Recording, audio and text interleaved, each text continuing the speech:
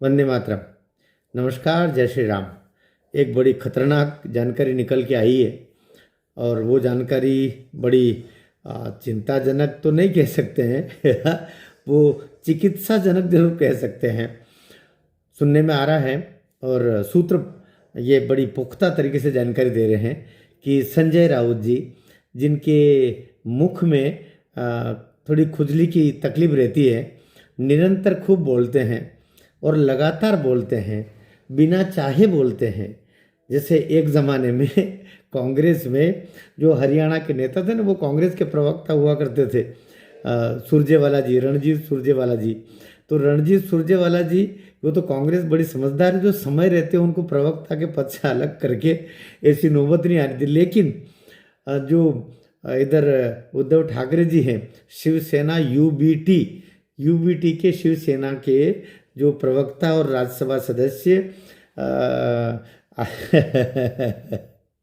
ये ऐसा नहीं होना चाहिए था वैसे तो, लेकिन सूत्र बता रहे हैं कि संजय राउत जी की कंबल कुटाई हुई बोले। अब हंसना नहीं चाहिए, हंसना नहीं चाहिए, आपको भी लग रहा होगा, लेकिन मैं क्या करूं, वो ये क्योंकि व्यक्ति की छवि ऐसी हो गई कि उनकी ये सूचना प्राप्त करके भी लोगों को आनंद आ रहा है। इस जानकारी से आनंद आ रहा है कि ऐसा हुआ है, तो बड़े आनंद की बात है आनंद की बात है। कहते हैं, सीरियसली बात करते हैं हम, जो मेरे सूत्र, जो मुंबई के सूत्र हैं और जो शिवसेना यूबीटी के सूत्र हैं, उनसे भी जानकारी, वहाँ के पत्रकार वर्ग से भी जो सूचनाएं मैंने एकत्रित की, तो ये पुख्ता जानकारियाँ प्राप्त हुई कि कल उनकी नव वर्ष और उससे पहले इसकी पार्टी की एक बैठक मातोश्री में हुई और उस दौरान बहुत सारे जो पार्टी कार्यकर्ता, कुछ उद्योगपति जो फंडिंग करते हैं शिवसेना यूबीटी को फंडिंग करते रहे हैं, वे भी उसमें शामिल थे।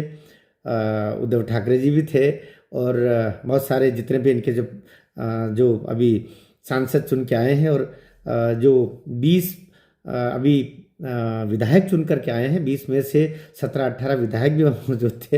एक लंबी बैठक थी और उस दौरान बाकी जो जितने बंधु थे ये राय दे रहे थे सहज रूप से और निरंतर राय दे रहे थे कि अभी 1-2 माह में ही बीएमसी की अभी चुनाव की प्रक्रिया आ रही है और मुंबई महानगर पालिका का अपने आप में ऐसे किसी राज्य के बजट से ज़्यादा महानगर पालिका का, मुंबई महानगर पालिका का बजट रहता है और वहाँ अभी तो खैर वो भंग है, तो पूरा सरकार का ही वहाँ पर महाराष्ट्र सरकार का कब्जा है। लेकिन अगर वापस शिवसेना का 2.5 साल तक पहले रहा ही है, तो जब तक उनकी सरकार भी थी, तो ये कोशिश हो रही कि आप वापस हिंदुत्व पर लौट आओ।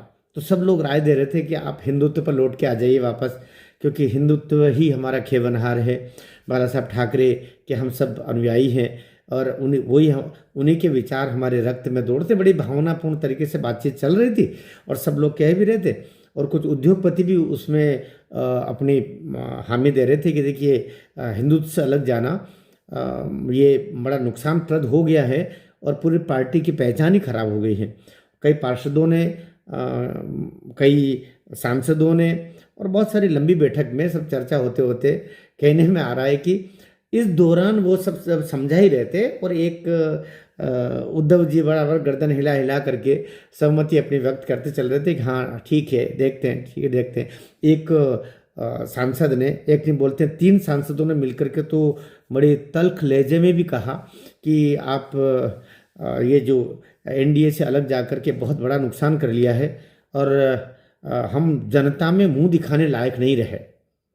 जब उन्होंने ये बोला, तीनों सांसदों ने, कि हम जनता में जाकर के जनता को मुंह दिखाने लायक नहीं रहे क्योंकि हम बाला साहब ठाकरे के विचार से अलग हट गए और लोग बाग हम पर फिक्रे कसते हैं कि जनाब बाला साहब ठाकरे की पार्टी के लोग हैं, तो हमको उस समय बहुत बुरा लगता है।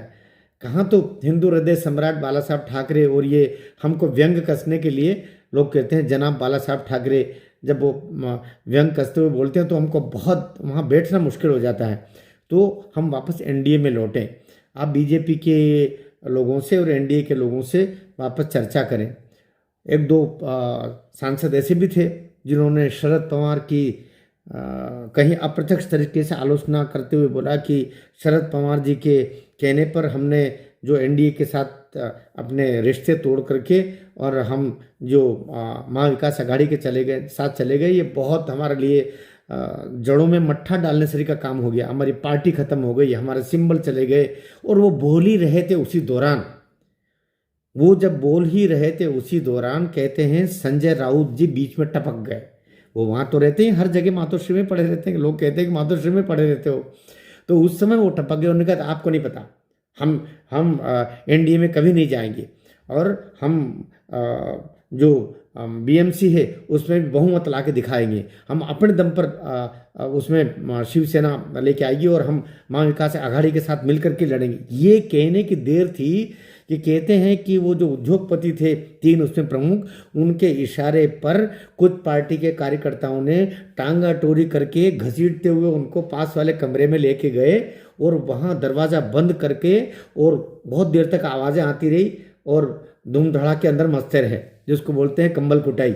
अंदर खूब अच्छे तरीके से 10-15 मिनट तक धूम धड़ाका मचता रहा, आवाज़ें आती रही धूम धड़ाके की, और जैसे आवाज़ें आती हैं मानवों के चित्कार की वैसे आती रहे। उसके बाद में वो लोग संजय राउत को तो उस कमरे में ही बंद करके बाकी लोग बाहर निकल आए और कहते हैं कि इस दौरान एक शब्द भी प्रतिक्रिया का उद्धव ठाकरे जी ने व्यक्त नहीं किया। आदित्य भी कहते वहीं पर थे, लेकिन उस समय आदित्य भी चुप रहे, क्योंकि आदित्य के और संजय राउत के ज़्यादा गलबैयाँ हैं, तो आदित्य ठाकरे की बचाव में आने की ज़्यादा संभावना थी, लेकिन आदित्य भी परिस्थितियों को भांप करके चुप रह गए। उनको शायद भय लगा होगा कि अभी एक का नंबर आया दूसरे का भी आ सकता है। तो ऐसी स्थिति में कहते हैं कि बाद में 3 घंटे बाद में उनको जब बैठक भी समाप्त हो गई तब आदित्य ठाकरे ने दरवाज़ा खोला और फिर वहाँ से कहते हैं उनको अस्पताल लेके गए। ये भी कही जा रही है, कुछ लोग कह रहे हैं कि वो गाड़ी में उनको लिटा करके उनके घर लेके गए।